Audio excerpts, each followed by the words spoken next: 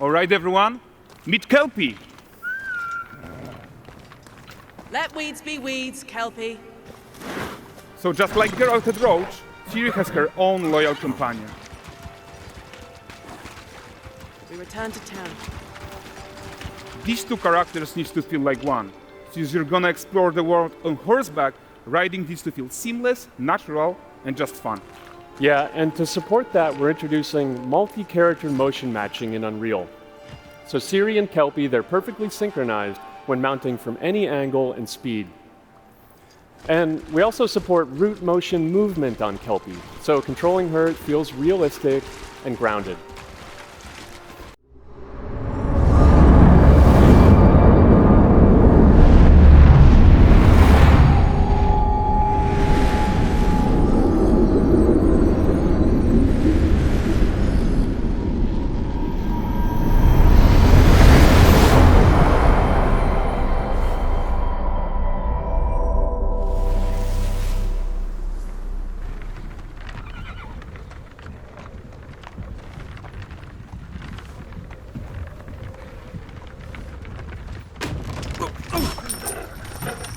Sleep, is he? The ploughing plonker.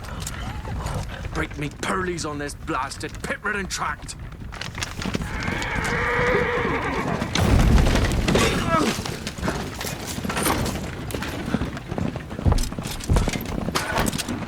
Where's fear not dry road? Aye, the devil's after me! It's running from!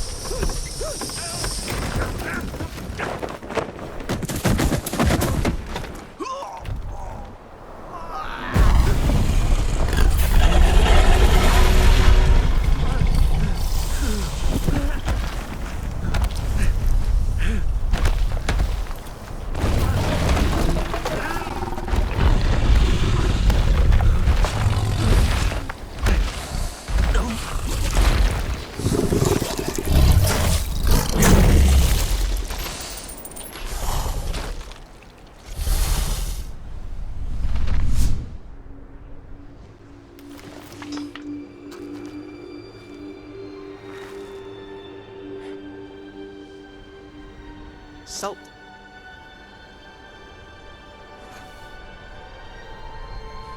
Almost had me fooled, Fruin.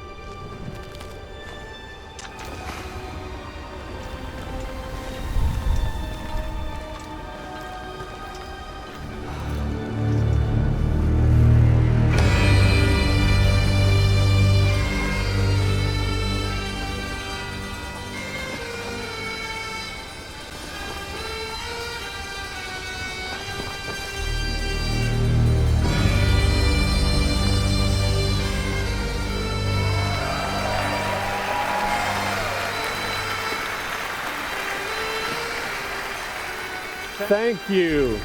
Thank you, everyone, and welcome to the State of Unreal at Unreal Fest Orlando.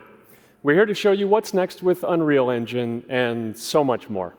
We are thrilled that you're able to join us. Thank you.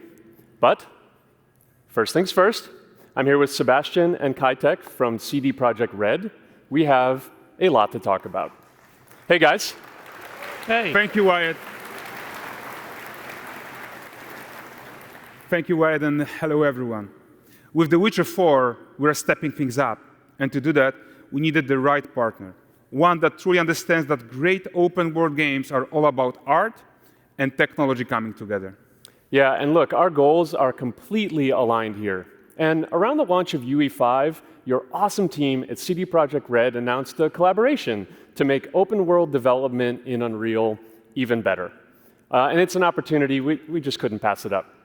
So we've been working on a technical demo together to achieve just that. I think we should take a look at it. You guys ready? Born ready. Kitek is going to play the build for us. Sure, let's do it.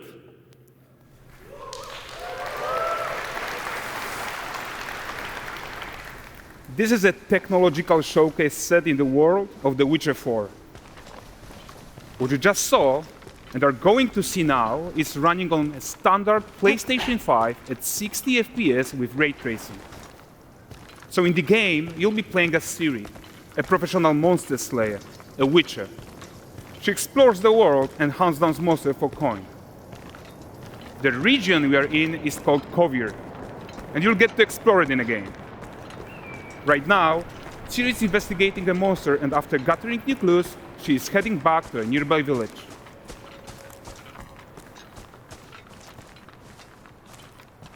All right, everyone, meet Kelpie. Let weeds be weeds, Kelpie. So just like Geralt had Roach, Ciri has her own loyal companion. We return to town. These two characters need to feel like one. Since you're gonna explore the world on horseback, riding needs to feel seamless, natural, and just fun. Yeah, and to support that, we're introducing multi-character motion matching in Unreal. So Ciri and Kelpie, they're perfectly synchronized when mounting from any angle and speed. And we also support root motion movement on Kelpie, so controlling her feels realistic and grounded. And there are also some really nice improvements to our Unreal Chaos Flesh Solver and these machine-learned deformations. So you've got realistic muscles moving and stretching under Kelpie's skin without compromising the performance there.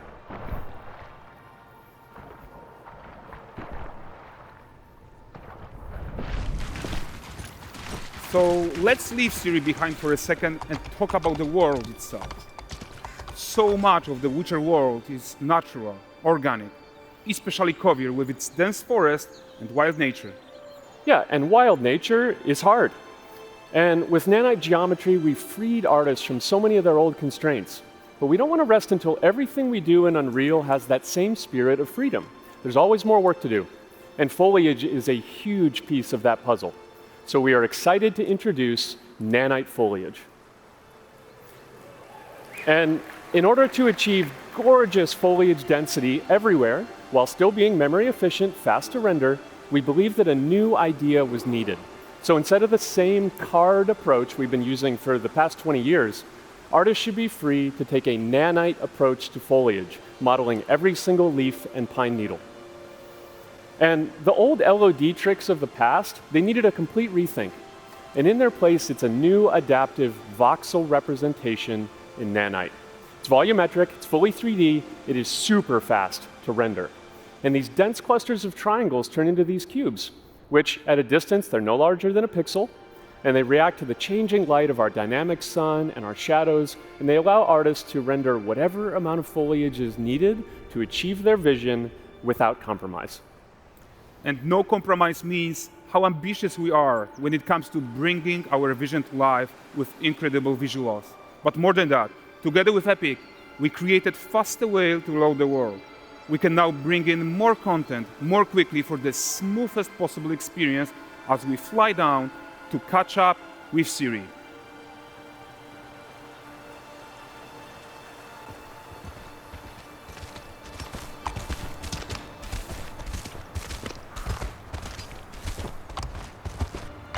Welcome to Valdrest. So Valdrest is a port town, a hub for fishing, trade and mining. It's one of those places where you can meet shady characters or overhear gossip from other lands. It's also where Ciri took on her current contract. High-tech, let's leave Kelpie here and explore the marketplace and food. I'm so excited we can finally show you some of this stuff.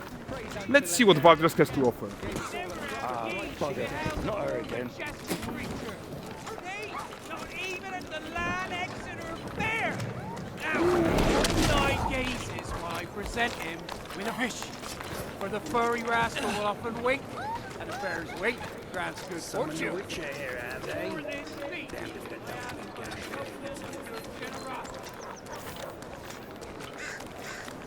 Pardon. Guys, notice how responsive the world is. Character actions directly affect what happens around you, sometimes even setting off chain reactions. Everything is working together.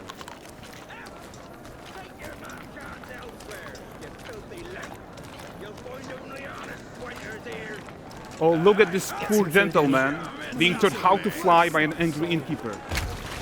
That's what happens when you cheat at Gwent. Last of it, is it? Ready to wait. Silver, round ones, what jingle in my purse.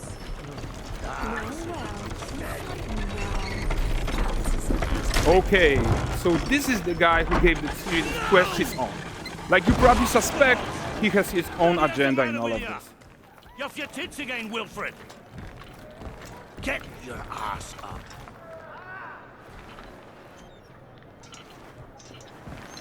A typical day's toil. Who in? With Churess. What news of my wagons? No eternity is taking that damn salt to arrive. I found them. And, well, suffice to say, they'll not reach you. As for the salt, I found not one speck. I presume this comes as no surprise to you. Now. Kavir's smuggling trade is of no concern to me. Shush, shush, shush. The manticore that flattened your cart and devoured your men, quite the opposite. Manticore? No, them winged hellspawn dwell in the arse end of Creighton, not here. While Siri decides what to do about that merchant, let's take a look at the character technology that powers this marketplace. Why don't we listen in on these fishmongers? They're selling their wares, chatting up customers. Morning catch this is. Won't find none fresher. Rugged me ladies after one of them. Course. Get this cleaned and gutted for you. You mind, dearest? Into seeing something more. Got mackerel cod, all Brexit's finest. And there is tons of tech at play here, even in this simple market stall. Metahuman tools, improved Unreal smart objects, chaos cloth, and more. Yeah, and all of this exists to make sure that the gap in quality between Siri and NPCs is as small as possible. Yeah, and closing that gap, it's not just about fidelity, right, but also authenticity. They should react to changes in the world around them. But the prisoner in pillory isn't exciting enough for Valdrest. Let's grab everyone's attention with a circus.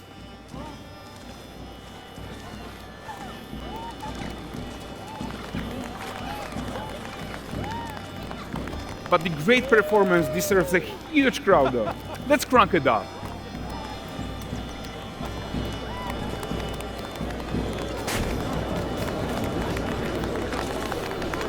So you are seeing tons of optimizations here to many of Unreal systems, including an entirely new Unreal animation framework, allowing us to fit easily in our 60 FPS budget, not just in rendering, but also with room to spare on the game thread.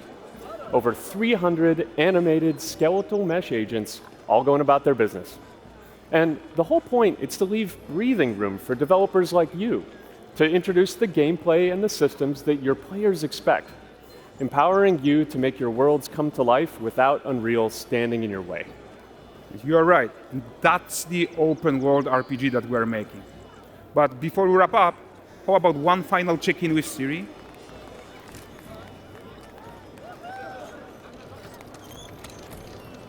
We are making this game to be the most immersive and ambitious open world Witcher game ever.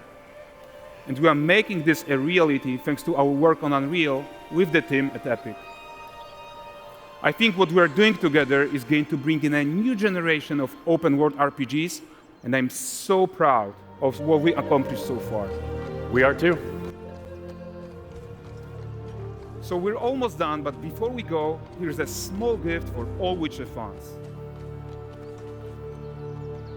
A first look at Lanexeter.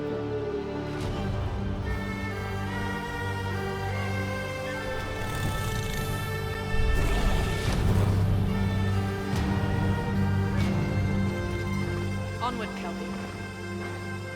With what?